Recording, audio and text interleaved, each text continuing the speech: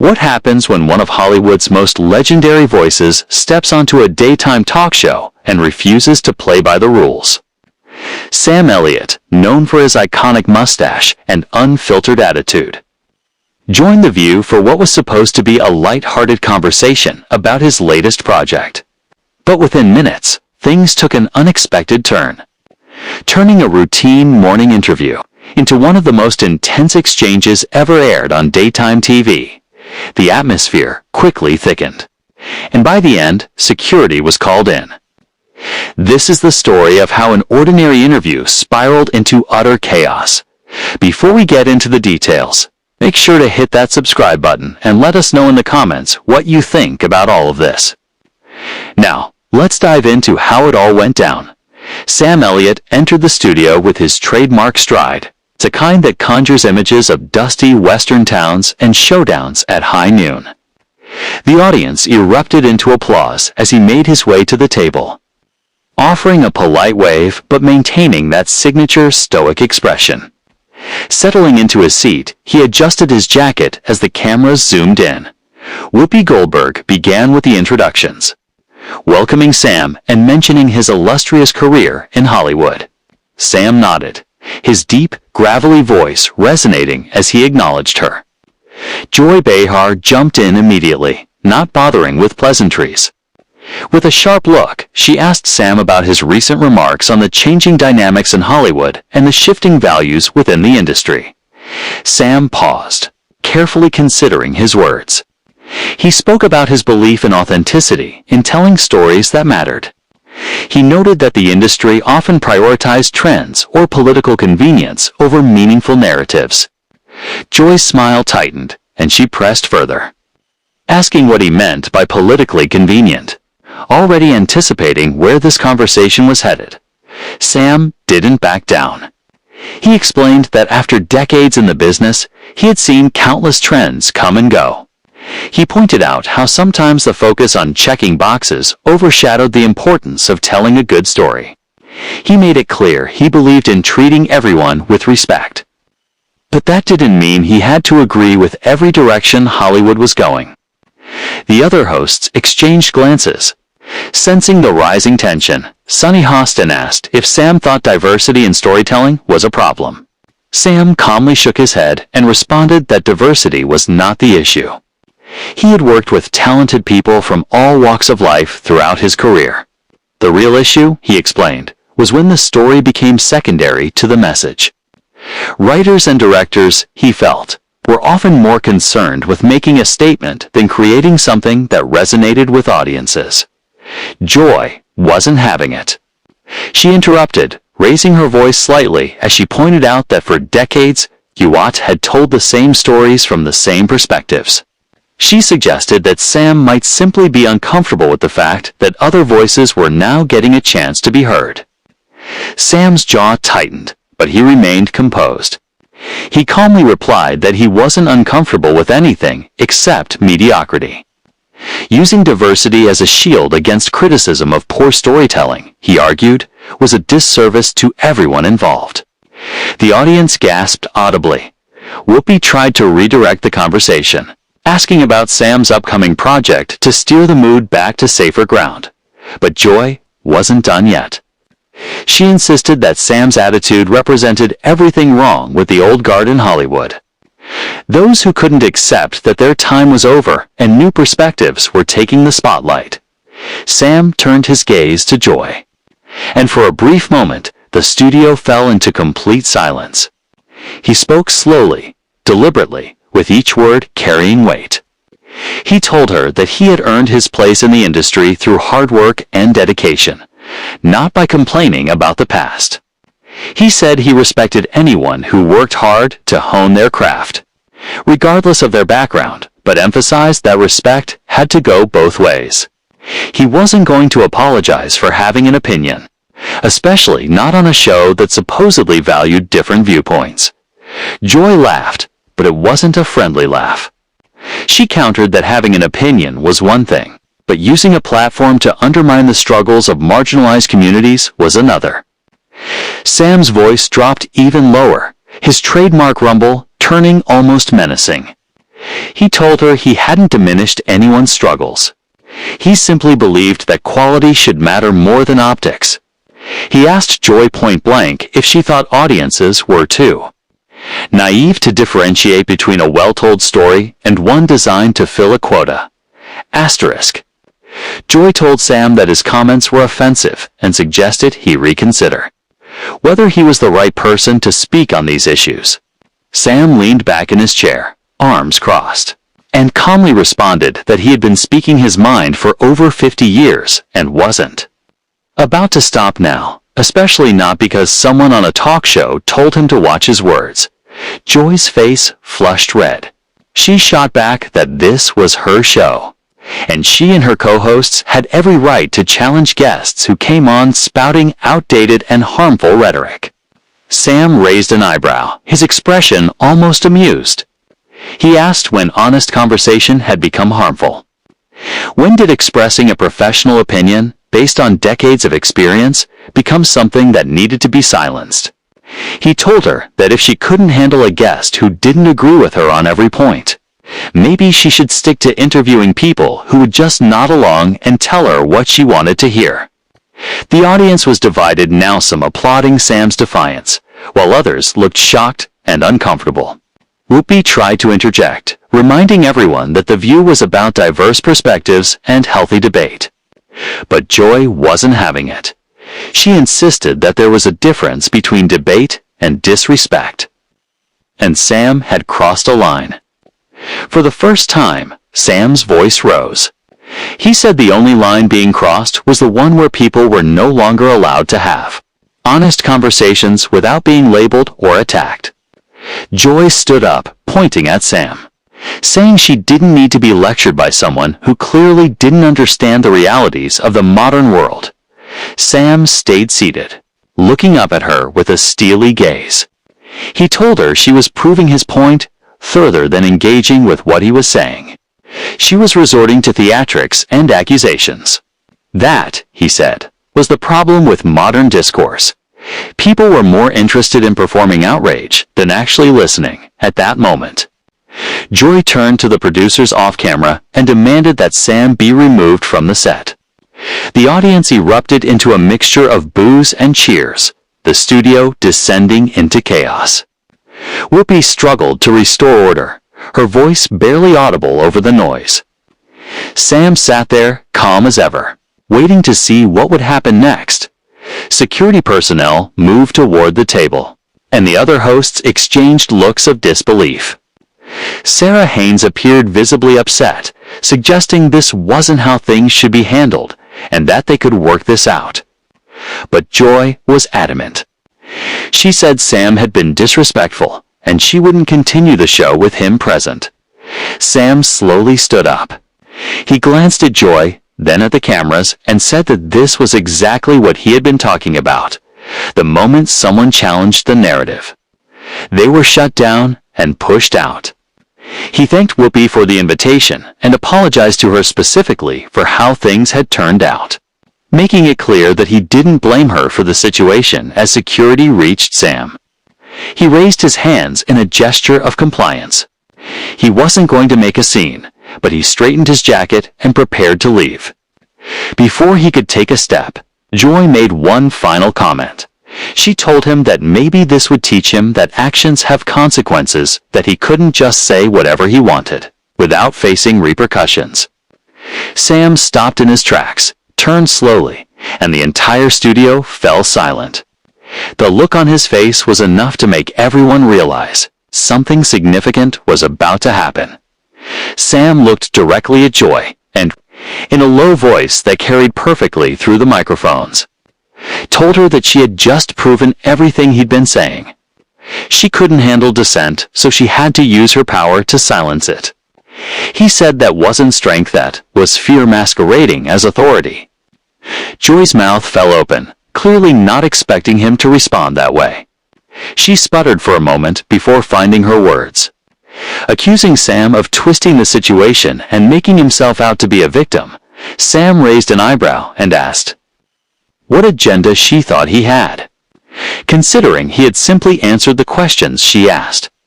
He pointed out that if she didn't want honest answers, she shouldn't have asked the questions in the first place. Whoopi stepped in, her voice firm as she cut through the tension.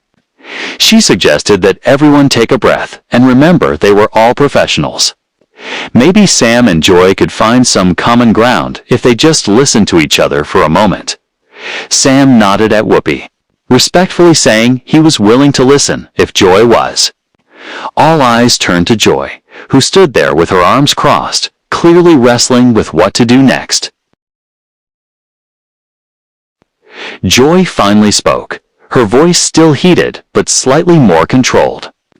She told Sam that she would listen, but he needed to understand why his words were problematic. She explained that people in marginalized communities had fought for decades to have their stories told. And when someone like Sam, someone with privilege and a platform, dismissed those efforts as merely checking boxes, it undermined the struggle they had endured. Sam listened, his expression unreadable, waiting for her to finish before responding. When he did speak, his tone had shifted, more measured, yet no less firm. He acknowledged the fight for representation, stating that he had witnessed it throughout his career and had supported it in his own way. But he maintained that there was a distinction between supporting diverse voices and accepting subpar work simply because it came from a diverse background. He said holding everyone to the same standard of excellence was the real form of respect. Lowering the bar and pretending that was progress. Joy shook her head vigorously. She argued that Sam was creating a false equivalence, acting as if the playing field had ever been level. She pointed out that for every person of color, woman, or LGBTQ individual who had the chance to tell their story, there were countless others who didn't, simply because the gatekeepers didn't think their perspectives were marketable. She suggested that some of the work Sam considered subpar might actually just be different from what he was used to, and that his discomfort with it was more about his own limitations than the quality of the work itself. That struck a nerve. Sam's jaw clenched, and he stepped forward, though not in a threatening way. He told Joy that she didn't know him, didn't know what he had seen, who he had worked with, or what he valued. He said she was making assumptions about him based solely on the fact that he had expressed an opinion she disagreed with. He asked if that was really the standard now. Anyone who questioned the prevailing narrative was automatically labeled close-minded or bigoted. The audience was completely riveted. Some people nodded along with Sam, while others looked visibly upset by his words. Sunny Hostin, showing her legal background, jumped back in. She asked Sam if he could name specific examples of poor storytelling that had been excused because of diversity initiatives. Sam paused, clearly considering whether to go down that road. He said he wouldn't name specific projects because that wasn't his point. His issue was with the principle that criticism had become taboo when it involved certain protected categories. Joy scoffed at that. She retorted that criticism had always existed and always would. But Sam needed to examine why he felt so threatened by the industry's changing dynamics. She suggested that perhaps his real issue wasn't with quality at all, but with the fact that stories about white cowboys and rugged individualism weren't the default anymore. Sam's eyes narrowed. He responded that Joy was now putting words in his mouth, attributing motivations to him that he hadn't expressed. He said that was the kind of bad faith argument that made real conversation impossible. Ana Navarro tried to find middle ground, suggesting that both Sam and Joy had valid points, that the conversation about representation and quality didn't have to be either dash or dot. Sam nodded at Ana, acknowledging her diplomatic attempt. He agreed that both things mattered. But before he could elaborate, Joy cut in, saying Sam had made it clear where his priorities lay, and trying to both sides the issue was missing the point entirely. Sam's patience was clearly wearing thin. He told Joy that she seemed determined to make him a villain no matter what he said. She had already decided who he was before he even sat down. He added that this kind of prejudgment was ironic coming from someone who claimed to champion open-mindedness, and acceptance. Joy's face flushed again, and she shot back that Sam had no right to lecture her about prejudgment, especially when his entire argument was based on nostalgia for a time when people like her had to fight twice as hard for half. The recognition, the exchange was turning personal, moving beyond the original topic into something raw and emotional. Sam, now visibly frustrated, responded that he had never claimed the past was perfect. He acknowledged Hollywood's serious problems with discrimination and exclusion. But he argued that the answer to past wrongs wasn't to swing the pendulum so far in the other direction that merit became secondary. He said everyone deserved a fair shot, but once they had that shot, the work should speak for itself.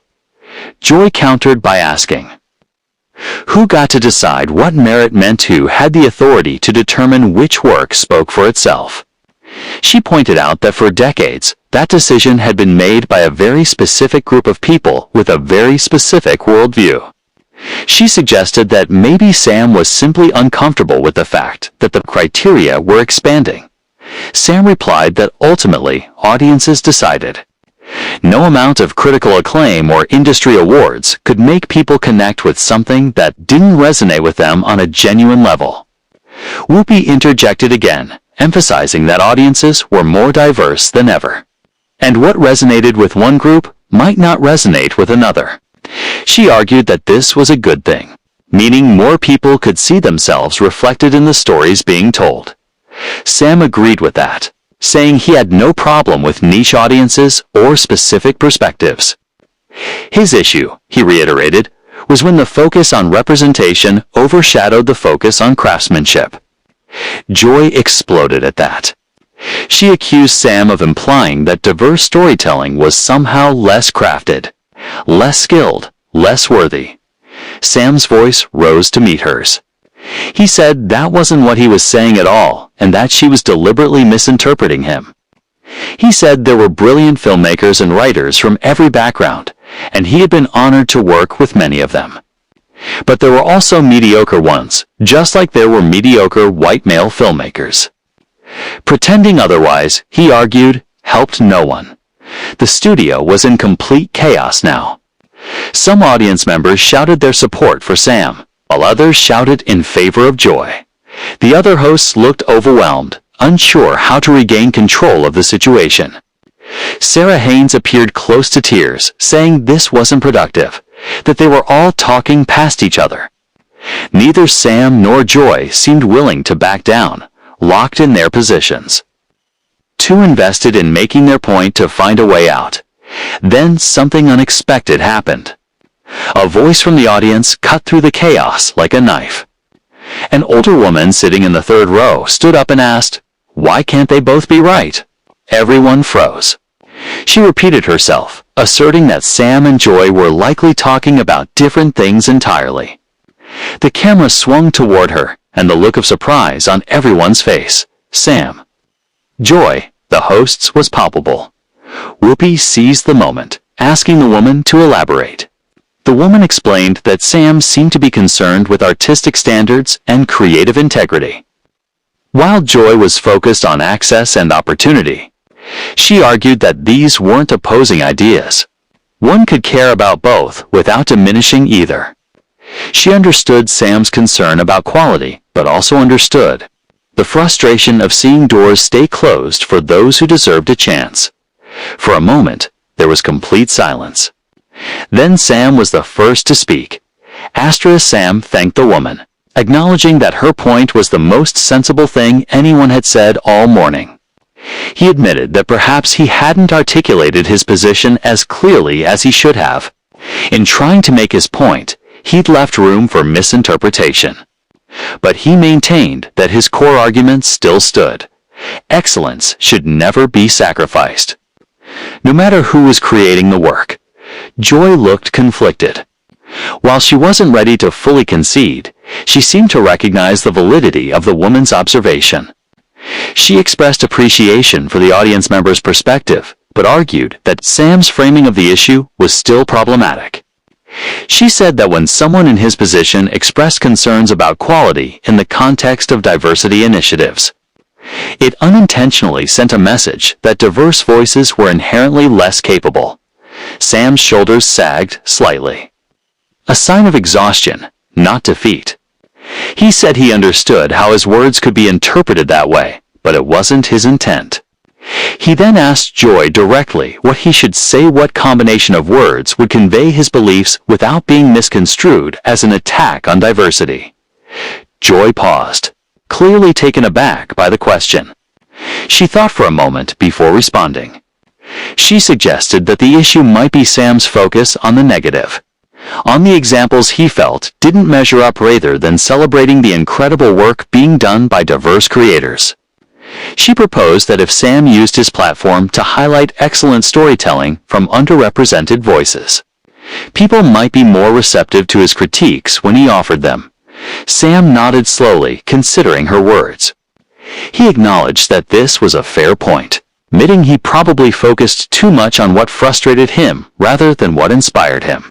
However, he pushed back slightly, explaining that celebrating the good didn't mean ignoring the mediocre, and that honest criticism was a form of respect, not disrespect. If you really believed in someone's potential, he said, you held them to high standards rather than making excuses for them.